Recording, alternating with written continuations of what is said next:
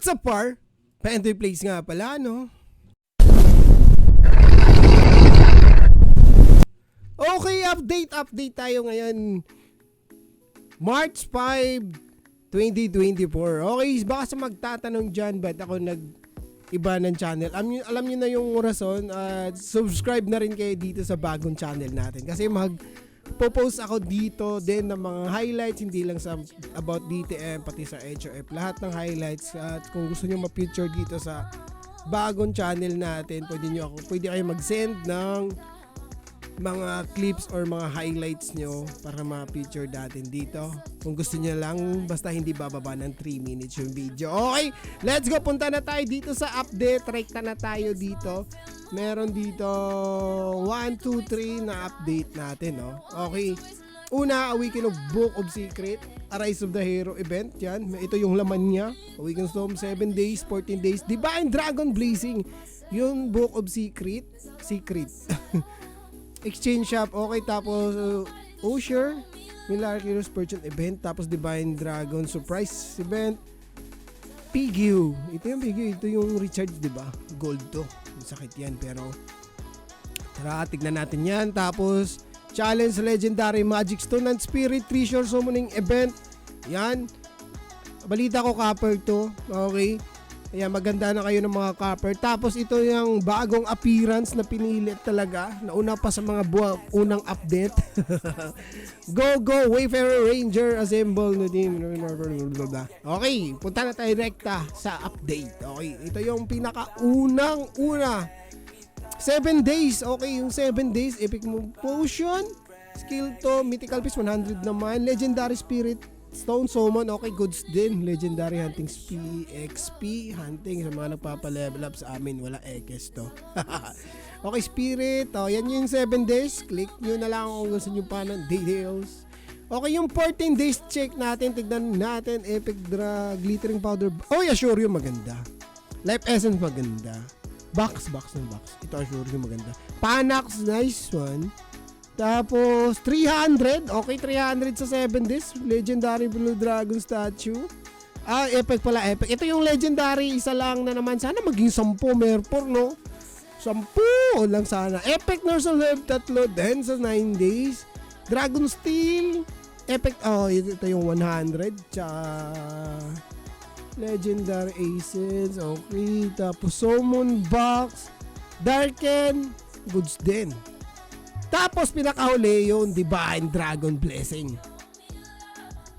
14 days. Sa 14 days check niya siya. Sa panghuli, meron na naman tayong Divine Dragon Blessing. Makakapag chance na naman tayo makakuha ng legendary. Ito yung 14 days check. Kung gusto niyo ng details, click nyo lang to. Tapos ito na, the Divine Dragon Blessing. Ito yun. Para makakuha nito, para mag-legend yung, may chance kayo magkuha ng legend, kailangan nyo mag-combine ng epic Claw Horn Dragon Leader, kahit Spirit Skill Tome, lahat kailangan nakakombine kayo ng epic para meron kayong chance makukuha ng legendary na Dragon Blazing, yung kulay gold na Takore. Kaya sa mga magtatanong bakit epic lang Takore ko hindi gold, kasi hindi ka pa nag-try ng epic ng combine, no? Dapat mag-combine ka ng epic na hindi pumasok, kasi kung pumasok, not counted yun. All characters with a failure, yeah? Failure. Combination at type of dragon. Yan lahat yan. Kailangan ma-fail. Kasi pag pumasok, hindi mapasok yan. Okay? Tapos ito naman yung Book Secret Exchange Shop event. Ito naman is about to ng 1,000 mobs, no?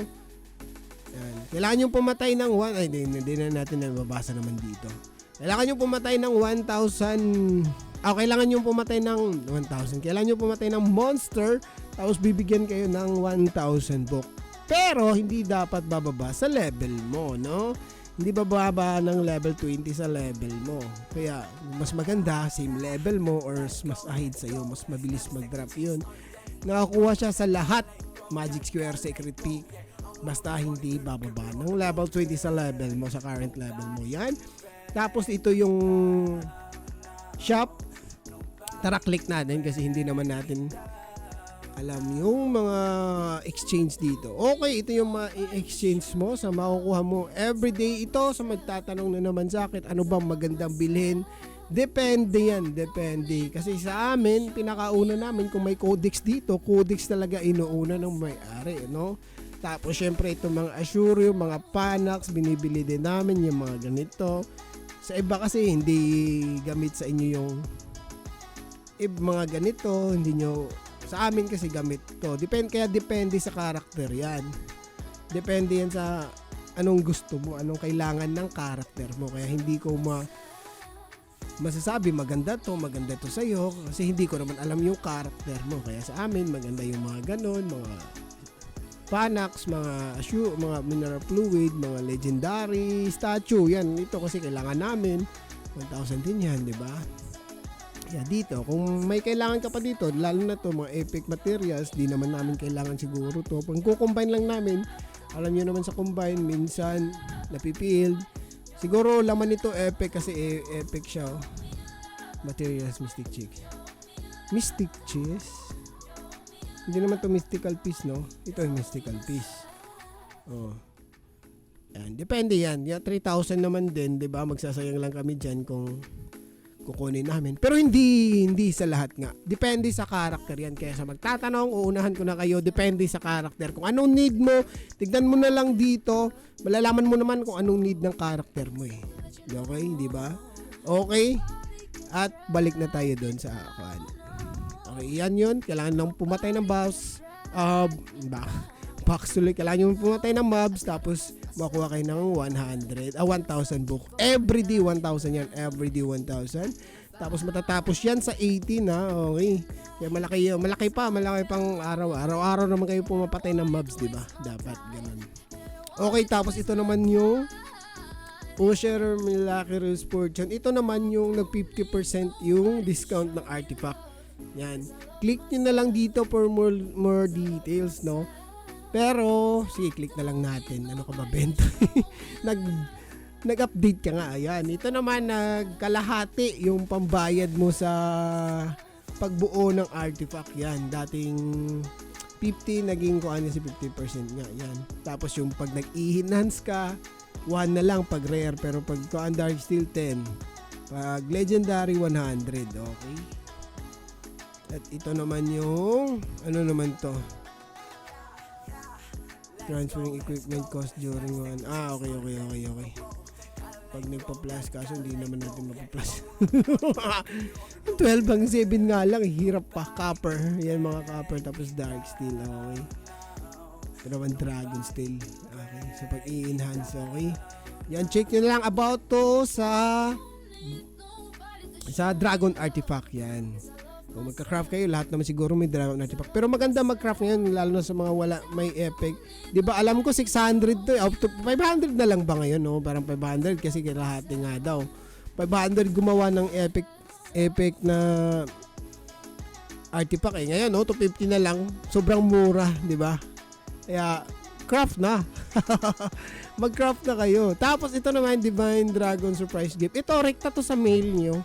Mapapansin nyo na lang sa March 12 at sa March 15, nandyan na yan, yung mga nakukuha sa mail, Dragon Surprise Box, yung mga may mahaba, tapos ito, mga Epic Dollar 3, ganun.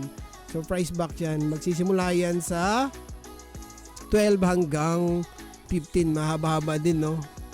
3 araw lang pala. Tapos, ito naman yung Piggy ba pagbasa nito?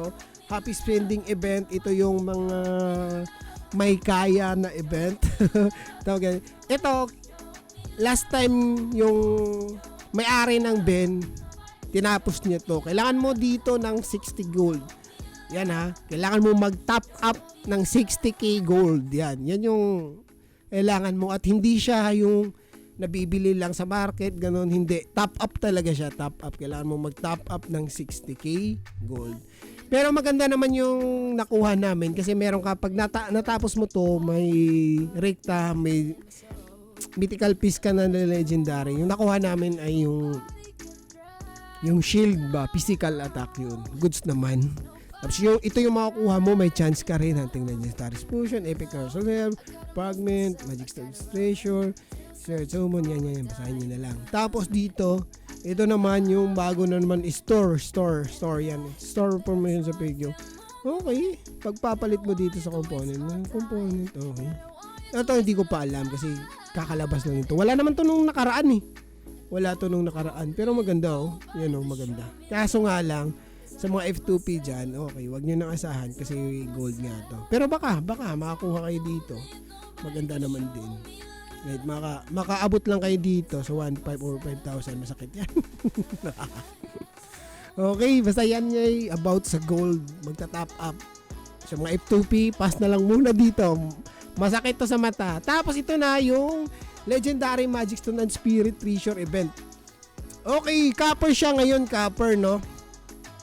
Sa 10, okay. Magkano kaya sa copper to? Times 30 mo. 20 times 30. Tama ba ako ng competition? Kasi kung ito, 20k copper per summon, sa 10, 20 times 30. 600, kailangan mo ng 600k? 600k, 600m? Tama ba ako o 30m lang? Kasi per summon sa 10. Kasi kailangan mo dito ay 300, di ba? 300 yan. Para sure ka maka-legendary. Correct me if I'm wrong kung mali ba ako or kailangan mo lang ng 30 summon dito. 30k. 60k. 60m. 60m or 600m. Nasa dalawa lang yun. Kaya ubos yung copper mamaya. Okay. Basta kayo na mag-compute. Basta yan. About sa Legendary Magic Stone and Spirit ay copper po siya. Yan nakalagay naman. Okay. Tapos ito na. Yung pinilit. Pero maganda pa rin. Kasi costume nga. Sa mga bibili. No? Ito yung atin boss oh. Red Ranger. What's up? Taina red. Taina yellow. Taina black. Kain tayo, no? Okay. Ang ganda, no? Ang ganda. Ito, oh, Red Ranger talaga siya. Ito, Arba, Darkest, tapos Warrior. Tapos, dito sa kabila naman, Tawis, Lancer, tsaka Sword. Okay, maganda naman. Pero pwede nyo nang palitan ng kulay yan, no? Yung amin kasi, yung may-ari mahilig sa yellow. Ewan ko mag-yellow dito. Pero mahilig din sa puti. Baka mag-White Ranger kami. White Ranger, let's go. No? Red Ranger, angas din eh. Oh, angas din eh. Depende na yan sa may-ari. Siya naman bibili. Tapos, in-game bag picks. Okay. Ano masasabi natin sa update nito? Okay, goods yung update natin. Kahit 3 lang yan, eh, goods naman yung update natin, no? Okay, yung 14 days check niya ay maganda din. Tapos yung 7 days check niya ay goods na rin to. Okay, lalong-lalo na dito sa Divine Dragon Blessing, no? Sa 14 days check. Maka-chance na naman tayo ng legendary sa mga makukuha ng legendary. Tapos yung 1 day, 1,000 books of secret everyday goods din yan. Ganda ng update. Ito din maganda pero alam nyo na gagastos kayo ng copper. Sa mga may ipon ng copper dyan, eh, sulit to sa inyo.